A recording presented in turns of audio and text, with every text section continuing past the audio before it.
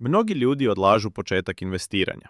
Ne zato što nemaju dovoljno novca, već zato što čekaju savršen moment.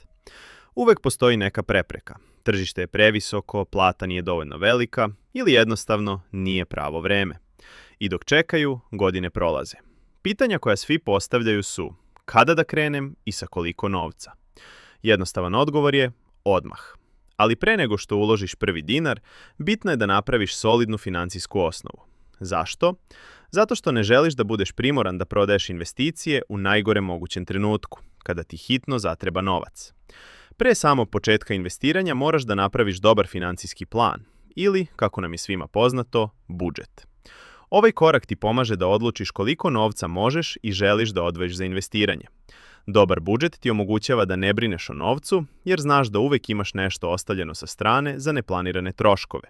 Novi ekran za telefon, popravku automobila ili odlazak kod zubara.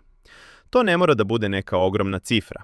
Počni sa sigurnosnom ušteđevinom od oko $1000 ili evra, zavisno od tvoje valute.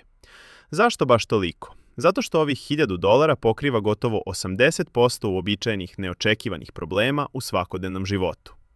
Ovo ti daje mir i sigurnost da možeš da se fokusiraš na dugoročne ciljeve, umjesto da brineš o svakom sitnom trošku. Ne možeš da investiraš slobodno ako si u stalnoj brizi za budućnost. Nakon toga, sljedeći korak je da izgradiš ušteđevinu za ceo mesec troškova života, a zatim i za 3 naredna meseca, ukupno od 3 do 6 meseci. Kada imaš ovu osnovu, investiranje postaje kontrolisano, strateško i održivo, jer znaš da ćeš biti pokriven šta god nepredviđeno da se desi. E sad, možda se pitaš, koliko novca mi je potrebno za početak? Da li je dovoljno 100, 500 ili $1000? Pravi odgovor nije toliko bitan u iznosu koliko u vremenu koje ćeš provesti na tržištu. Drugim rečima, što si duže investiran, to više vremena složena kamata ima da radi za tebe i umnožava tvoj novac. Razmisli ovako. Ako možeš da odvojiš od $50 do $100 mesečno, to je sasvim dovoljno za početak. Čak i ovaj mali iznos, ako ga investiraš sada umjesto da čekaš godinu dana, može da ti donese $1000 više nakon 30 godina. Zato što vreme je moćnije od iznosa. Što ranije počneš, to ćeš više imati kasnije, bez obzira koliko mali bio tvoj početni ulog. Hajde da uporedimo dva scenarija koja jasno pokazuju moć vremena i složene kamate. Darko počinje sa 25 godina i investira 10 godina, svakog meseca $200. Ukupno uloži $24.000. Sa 35 godina prestaje da dodaje novac, ali investicija nastavlja da raste. Sa prosečnim prinosom od 10% godišnje do 65. godine ima malo više od $800.000.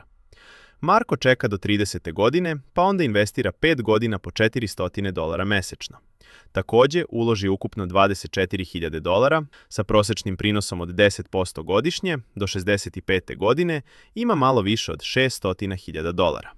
Obojica su uložili potpuno isti iznos, $24.000, ali razlika u finalnoj vrednosti je preko $200.000 u korist Darka. Zašto?